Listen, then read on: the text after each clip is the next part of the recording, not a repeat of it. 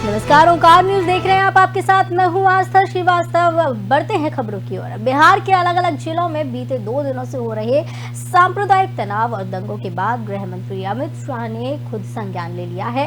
दरअसल बिहार दौरे पर पटना पहुंचे गृह मंत्री अमित शाह ने बिहार के हालात को लेकर बिहार के राज्यपाल राजेंद्र विश्वनाथ आर्लेकर से बात की है। मिली जानकारी के अनुसार गृह मंत्री ने बिहार की कानून व्यवस्था की स्थिति पर गवर्नर से विस्तार से चर्चा की। ऐसे में बिहार में वर्तमान स्थिति को देखते हुए केंद्र सरकार ने बड़ा फैसला लिया। दरअसल बिहार में फैली हिंसा के मद्देनजर केंद्र सरकार राज्य में अर्धसैनिक बलों की तैनाती कर रहा है। कुछ कंपनियां बिहार के संवेदनशील इलाकों में तैनात हैं और कुछ कंपनियां आज बिहार पहुंच जाएंगी। बता दें, अर्धसैनिक बलों की तैनाती राज्य पुलिस को सहयोग करने के लिए और राज्य में शांति स्थापित करने के लिए की गई है। रामनवमी के दिन बिहार में हुई हिंसा की आग ठंडी भी नहीं हुई थी कि शनिवार रात को बिहार शरीफ और सासाराम में फिर से उपद्रव देखने को मिला। बिहार शरीफ के पहाड़पुर में शनिवार शाम को 12 राउंड गोलियां चलाई गई। वहीं सासाराम के शेरगंज इलाके में एक धार्मिक स्थल के बाहर बम फेंका गया है। राज्य के हालातों को लेकर गृह मंत्री अमित शाह ने बिहार के गवर्नर राजेंद्र विश्वनाथ आर्लेकर से बातचीत की है। उन्होंने गवर्नर से बिहार की कानून व्यवस्था को लेकर बात की है। इस दौरान अमित शाह ने कहा कि बिहार के हालात के मद्देनजर केंद्र सरकार यहां और ज्यादा अर्धसैनिक बलों की तैनाती करेगा। गृह मंत्री ने कहा कि कुछ कंपनियां बिहार के संवेदनशील इलाकों में तैनात की गई हैं और कुछ कंपनियां आज पहुंच जाएंगी। उन्होंने कहा कि अर्धसैनिक बलों की तैनाती राज्य पुलिस को सहयोग करने के लिए और राज्य में शांति स्थापित करने के लिए है। सूत्रों के मुताबिक 10 पैरा मिलिट्री की कंपनियों को बिहार भेजा गया है। इनमें सीआरपीएफ, एसएसबी और आईटीबीपी के जवान भी शामिल है। बिहार शरीफ में हुई सांप्रदायिक हिंसा में एक शख्स की मौत हो गई है।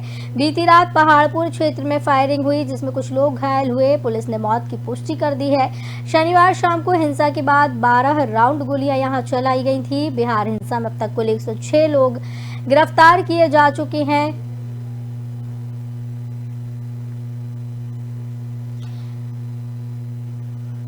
इस खबर की ज्यादा चर्चा के लिए हमारे साथ अनिल गोयल जो कि बीजेपी नेता है जुड़े हुए। अनिल जी, बहुत बहुत स्वागत है आपका ओंकार न्यूज में। अनिल जी, बिहार की स्थिति बेहद ही तनावपूर्ण बनी हुई है। 2 दिनों से लगातार हिंसा चल रही है। रामनवमी के दिन हिंसा हुई, लेकिन उसके बावजूद भी हिंसा को रोका नहीं गया और कल फिर से यह हिंसा देखने को मिली है। अनिल जी, आप तक आवाज पहुंच पा रही है?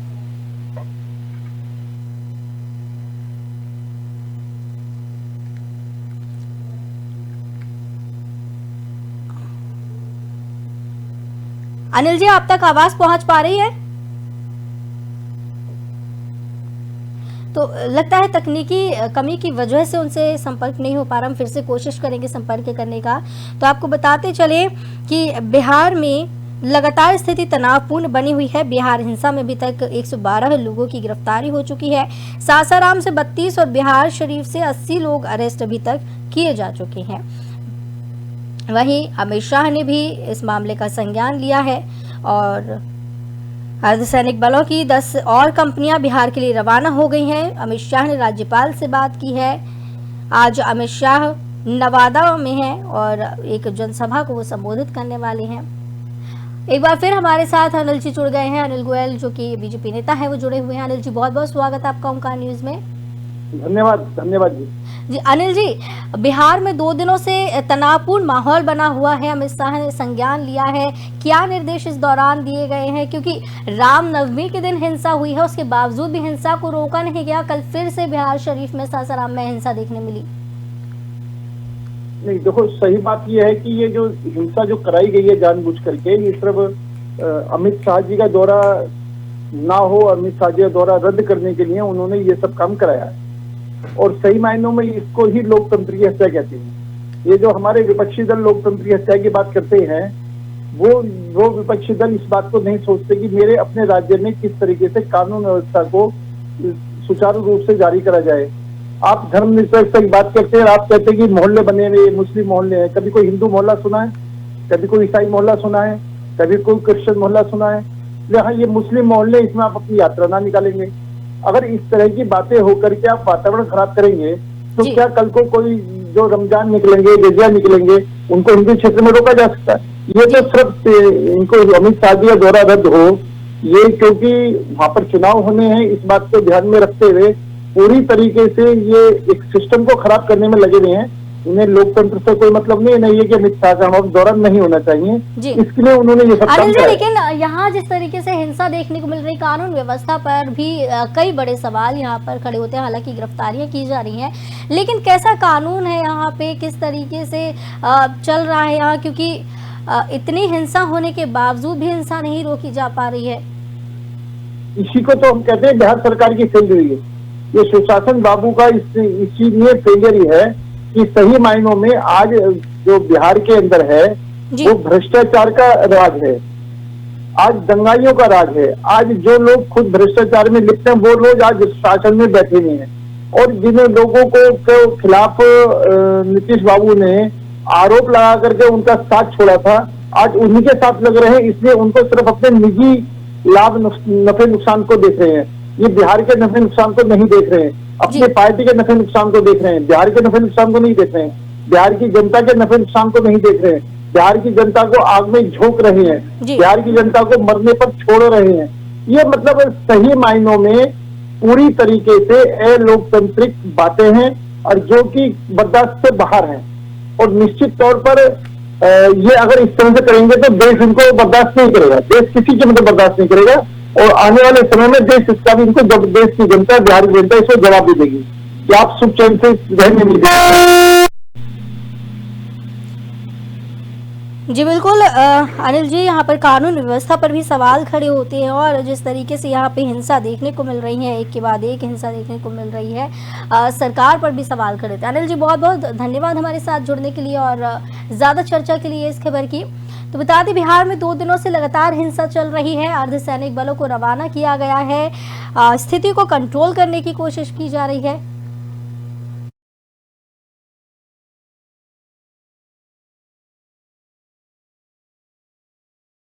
बिहार के कई हिस्सों में हिंसा भड़की हुई रामनवमी पर थी, और शनिवार रात को एक बार फिर से बिहार शरीफ और सासाराम में हिंसा भड़क गई।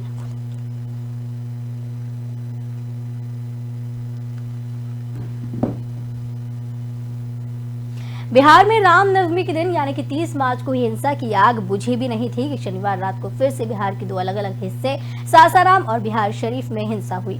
वहीं इस मामले को लेकर अब राजनीति गरमाने लगी है। राज्य के हालातों को लेकर जहां गृह मंत्री अमित शाह ने राज्यपाल राजेंद्र विश्वनाथ हर्लेकर से बातचीत की, तो वहीं पर आरजेडी ने अमित शाह पर जमकर निशाना साधा।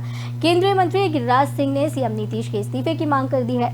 अमित शाह की राज्यपाल से बातचीत के बाद आरजेडी ने प्रतिक्रिया जाहिर करते हुए कहा कि ईडी और सीबीआई से मन भर गया तो अमित शाह केंद्रीय सुरक्षा बलों को बिहार भेजने की बात कर रहे हैं। आरजेडी प्रवक्ता मृत्युंजय तिवारी ने कहा कि अमित शाह को बिहार की ही नहीं बल्कि 40 लोकसभा सीटों की चिंता है। उन्होंने कहा कि बिहार में नीतीश और तेजस्वी के नेतृत्व में कानून का राज है। साथ ही कहा कि गृह मंत्री बीजेपी शासित राज्यों में हिंसा की फिक्र करें। केंद्रीय मंत्री गिरिराज सिंह ने बड़ा बयान दिया है। उन्होंने सीएम नीतीश कुमार से इस्तीफे की मांग कर ली है, क्योंकि जिस तरीके से बिहार में हिंसा देखने को मिल रही है, लगातार कानून व्यवस्था पर सवाल खड़े होते हुए नजर आ रहे हैं। केंद्रीय मंत्री गिरिराज सिंह ने इस्तीफे की मांग करते हुए सवाल खड़े कर दिए हैं सरकार के ऊपर।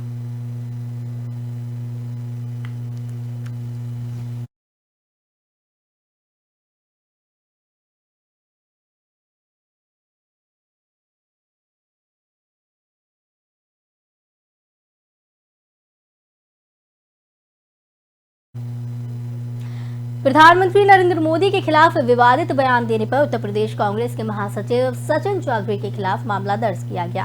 भारतीय जनता युवा मोर्चा नेता अक्षित अग्रवाल की शिकायत पर यह मामला दर्ज किया गया है। चौधरी पर आरोप है कि एक पत्रकार वार्ता के दौरान उन्होंने पीएम मोदी और हिंदू धर्म के खिलाफ आपत्तिजनक टिप्पणी की थी। अक्षित अग्रवाल ने कहा कि सचिन चौधरी का एक वीडियो वायरल हुआ जिसमें वो प्रधानमंत्री पर शोभनीय टिप्पणी करते हुए नजर आ रहे हैं। तो आपको बता दें कि पीएम मोदी के खिलाफ विवादित टिप्पणी का ये पूरा मामला देखने को मिल रहा है। इससे पहले राहुल गांधी के ऊपर पीएम मोदी के खिलाफ बयान देने की वजह से सजा का ऐलान किया गया। सूरत की सेशन कोर्ट ने राहुल गांधी को 2 साल की सजा सुनाई और उनकी लोकसभा की सदस्यता को भी रद्द कर दिया गया है। तो वहीं अब एक बार फिर से बीजेपी ने कांग्रेस पर हल्ला बोल दिया है। वहीं आपको ये भी बताते चले कि कांग्रेस को कहीं ना कहीं खत्म करने की कोशिश की जा रही है। कांग्रेस के नेता लगातार इस तरीके के आरोप लगाते हुए नजर आ रहे हैं।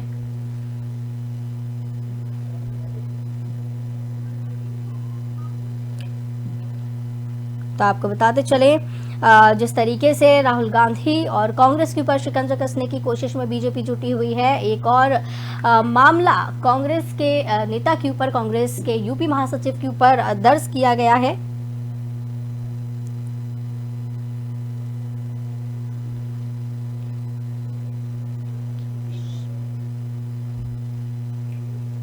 इस खबर की ज्यादा चर्चा के लिए हमारे साथ राकेश सिन्हा जो कि कांग्रेस नेता हैं वो जुड़े हुए हैं। राकेश जी, बहुत बहुत स्वागत है आपका ओंकार न्यूज में। राकेश जी, लगातार कांग्रेस पर एक के बाद एक मुकदमे दर्ज किए जा रहे हैं, चाहे कांग्रेस का कोई छोटा नेता हो या फिर राहुल गांधी हो। बीजेपी एक के बाद एक हल्ला बोलने में लगी हुई है कांग्रेस के ऊपर। देखिए, स्वाभाविक है जिस प्रकार महंगाई के नाम पे, बेरोजगारी के नाम पे, गिरती अर्थव्यवस्था के नाम पे, बैंक घोटाले के नाम पे, अडानी के साथ प्रधानमंत्री के ये रिश्ते क्या कहलाते हैं के नाम पे कांग्रेस जिस प्रकार सदन से लेके सड़क तक मुखर है, तो कहीं न कहीं इस देश के राजा को कांग्रेस से डर सता रहा है। ये तानाशाह सरकार पूरी तरह सहमी हुई है जी। तो ये डर और जो बेचैनी है, इसका ये फलाफल है कि कांग्रेस के नेताओं के ऊपर गलत एफआईआर जो है प्रशासन के द्वारा दर्ज करवा करके उनको प्रताड़ित और परेशान करने का काम केंद्र सरकार के द्वारा किया जा रहा है, ताकि इनका जो भ्रष्टाचार है, इनका जो घोटाला है, वो कांग्रेस मुखर रूप से जनता के बीच न ला सके। जी बिल्कुल, लेकिन इस दौरान सवाल ये भी खड़े हो रहे हैं कि जिस तरीके से बीजेपी मुकदमे पे मुकदमे करती हुई नजर आ रही है, सवाल ये खड़े हुए थे कांग्रेस की तरफ से इस तरीके की बयानबाजी, इस तरीके की बातें क्यों कही जाती है कि बीजेपी को मौका मिले कि कांग्रेस के ऊपर निशाना साध सके। देखिए, जब इस देश में ब्रिटिश हुकूमत था जी, तो भी कांग्रेस पूरी ईमानदारी और पूरी कर्तव्य निष्ठा के साथ हम लोगों ने देश के लिए लड़ा, ब्रिटिश हुकूमत के खिलाफ लड़ा। उस दौरान भी कई केसें आई जी, कई लोग जेल में गए, कई लोग गोली खाए, लेकिन हम अपने आंदोलन से, देश की आजादी के आंदोलन से पीछे नहीं हटे और इसी का फलाफल है कि देश आजाद हुआ और हम लोकतंत्र में जी रहे हैं। तो स्वाभाविक तौर पे एक बार पुनः जब लोकतंत्र खतरे में है, जब संविधान की रक्षा करनी है, तो हम अब उस आवाज को प्रखर रूप से सड़कों पे उठाएंगे। हम सिर्फ ये डर जाए कि हमारे ऊपर केस हो गया है या हमारे नेता को संसद से बाहर कर दिया गया, 1 महीने के अंदर जो उनको घर खाली करने का नोटिस दे दिया गया, तो हम ये डर जाए, ये संभव नहीं है। कांग्रेस के ब्लड में डर नहीं है और हम पूरी प्रखरता के साथ, पूरी मुखरता के साथ जनता की आवाज को हम उठाते रहेंगे।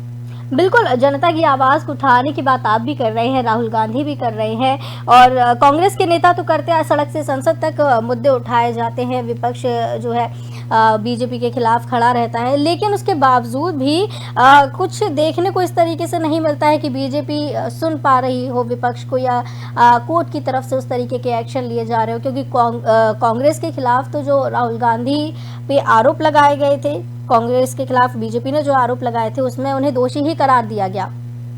देखिए, हम लोग तो लगातार इस बात को कह रहे हैं, इस देश में अघोषित आपातकाल लग गया है। इस प्रकार संवैधानिक संस्थाओं के ऊपर भारतीय जनता पार्टी ने शिकंजा कसा है, तो कहीं ना कहीं ये लोकतंत्र का जो है ये नुकसान हो रहा है। आप देखें कि इस आजाद भारत में पहली बार ऐसी घटना 2014 के बाद घटी जब इस देश में भारतीय जनता पार्टी की सत्ता आई कि दिन दहाड़े पार्लियामेंट से चंद फलांग की दूरी पर इस देश की संविधान की प्रतियां जलाई जाती है, उसके ऊपर कोई मुकदमा नहीं होता। तो ये जनता देख रही है। देखिए, कोई भी अदालत हो, जनता से बड़ी कोई अदालत नहीं है। कांग्रेस और हम इस बात को मानते हैं, तो हम जनता की अदालत में सारी बातों को रखने का काम कांग्रेस पार्टी कर रही है। अब फैसला जनता को करना है। इस लोकतंत्र में, जनतंत्र में सबसे शीर्ष अदालत जो है वो जनता की अदालत होती है और हम शीर्ष अदालत में अपनी बातों को रख रहे हैं और हमें लगता है कि शीर्ष अदालत जो है पूरी संवेदनशीलता के साथ, गंभीरता के साथ हमारी बातों को समझ रही है, सुन रही है और इसका फैसला 2024 में बिल्कुल। आप तो अपनी बातें जनता के सामने रख रहे हैं, अब जनता इस पे क्या रिएक्ट करती है, जनता क्या समझती है इसको लेकर, वो देखने वाली बात होगा। बहुत बहुत धन्यवाद हमारे साथ जुड़ने के लिए।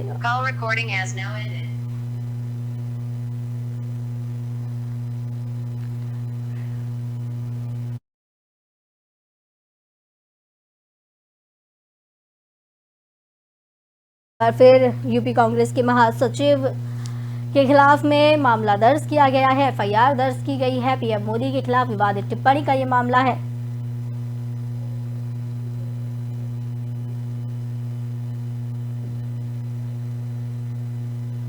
उत्तर प्रदेश के लखनऊ में बाबू बनारसी दास यानी कि पीवीडी यूनिवर्सिटी की 30 से ज्यादा छात्राएं फूड पॉइजनिंग का शिकार हुई। छात्राओं की तबीयत बिगड़ने के बाद उन्हें लोहिया अस्पताल में भर्ती किया गया, जहां उनका इलाज किया गया। बताया जा रहा है कि हॉस्टल में खाना खाने के बाद छात्राओं की तबीयत खराब हुई, जिसके बाद उन्हें अस्पताल ले जाया गया। और जिस तरीके की ये घटना सामने आ रही है, प्रशासन पर भी कई बड़े सवाल खड़े हो रहे हैं। पीवीडी यूनिवर्सिटी पर कई बड़े सवाल खड़े हो रहे हैं। लोहिया अस्पताल में अभी सभी छात्राओं का इलाज चल रहा है।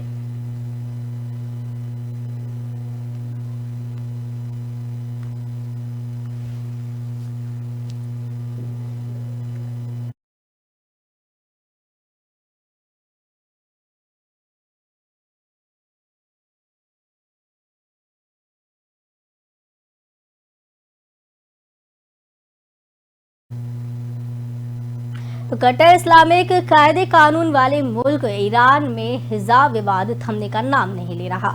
ईरान में हिजाब विरोधी प्रदर्शन रुकने का नाम नहीं ले रहा है, लेकिन ईरानी सरकार भी लोगों की आवाज को दबाने का कोई मौका नहीं छोड़ रही। इसके चलते महसा अमीनी समेत कई महिलाओं ने अपनी जान गंवाई है। तो वहीं ताजा मामले में ईरान में एक व्यक्ति को 2 महिलाओं पर दही फेंकने के आरोप में गिरफ्तार किया है। रिपोर्ट के मुताबिक दोनों महिलाएं मां और बेटी हैं। वायरल वीडियो में दिख रहा है कि दोनों महिलाएं एक दुकान पर खड़ी हुई हैं और दोनों ने सार्वजनिक रूप से अपने बाल नहीं ढके हैं। इस दौरान एक शख्स उनके पास आता है और देखते ही देखते वो उनके सिर पर दही फेंक देता है। इस घटना के बाद आरोपी व्यक्ति को सार्वजनिक व्यवस्था में खलल डालने के आरोप में गिरफ्तार किया गया है। साथ ही दोनों महिलाओं को अपने बाल दिखाने के आरोप में हिरासत में दिया गया है, जो ईरान में अवैध है। वहीं इस पर राष्ट्रपति ने भी बयान दिया है। और साथ ही साथ आपको बता दें कि 2 महिलाओं पर दही फेंकने की घटना का समर्थन किया है।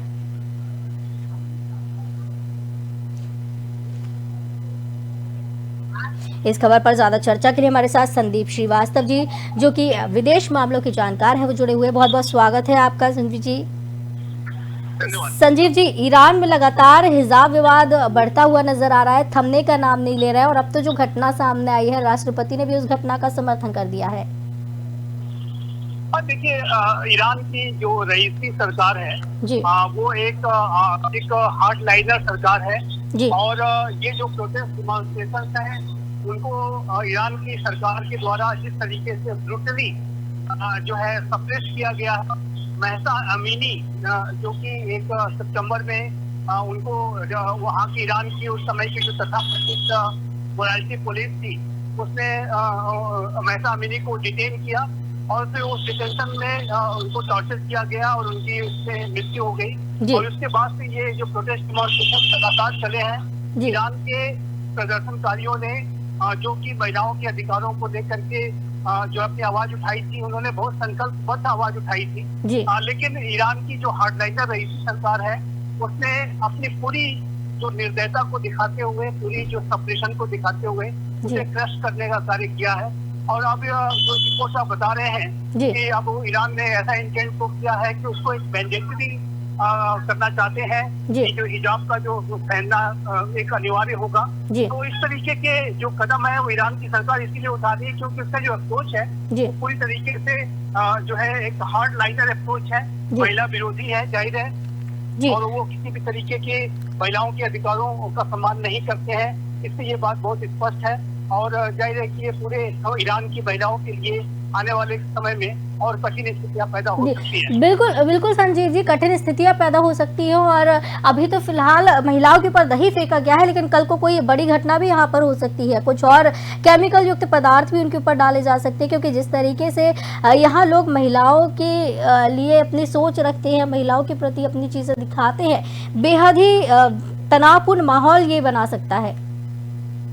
देखिए, ये जो सितंबर से जो डिमॉन्स्ट्रेशन चले हैं उसमें बहुत सारे प्रदर्शनकारियों की मृत्यु पुलिस की गोली से हुई है जी। और इसके अलावा हजारों की संख्या में लोगों को गिरफ्तार किया गया है, उन्हें डिटेन किया गया है, कई को तो जो है एग्जीक्यूट कर दिया गया, उनको फांसी पर लटका दिया गया। तो इस तरीके के जो ब्रूटल सप्रेशन को ईरान की सरकार के द्वारा किया गया है और अभी भी जो कुछ है, अभी भी जो अपना एक साहस दिखाते हुए यदि वो अपने हिजाब को नहीं पहन रही हैं, जैसा कि आपने कहा कि उनके ऊपर दही फेंक दिया गया और कल को तेजाब वगैरह भी फेंका जा सकता है, कुछ भी हो सकता है, गोलियां चल सकती हैं, उन्हें मारा जा सकता है, उन्हें फांसी पर लटकाया जा सकता है। तो इस तरीके के जो ब्रूटल सप्रेशन ईरान की सरकार के द्वारा किया जा रहा है वो ऐसा लगता है कि आने वाले समय में भी जारी रहेगा। क्या संजय जी, आपको ऐसा लगता है कि हिजाब पहनना इतना ज्यादा जरूरी है कि महिलाओं की जान से बड़ा हो?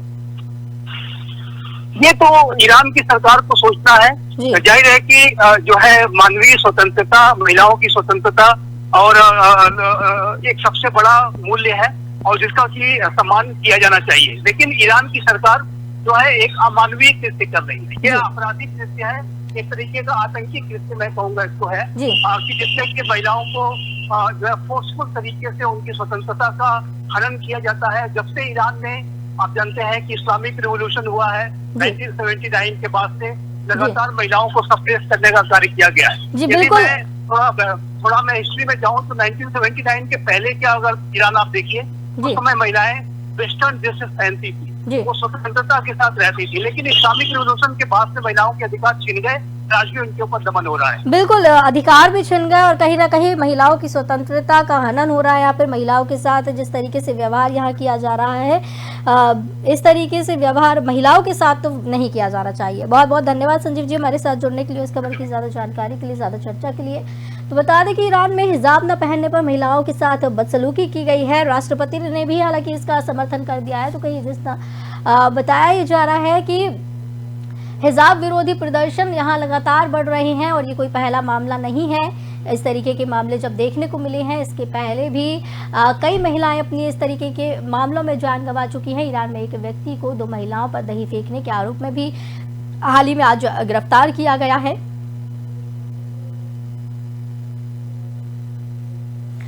तो इस बुलेटिन में फिलहाल इतना ही, मुझे दीजिए इजाजत, नमस्कार।